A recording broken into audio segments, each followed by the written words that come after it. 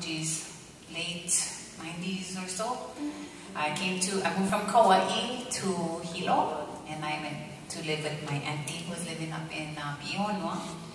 And I learned this song called Kimo Henderson Hula, which is one of my absolute favorite songs in the world. So I'd like to thank Kimo Henderson for being so hospitable to Helen Dishebimer and his wife Lee Makani, because their hospitality inspired this particular ballet called Kimo Hula, or Kimo Henderson Hula.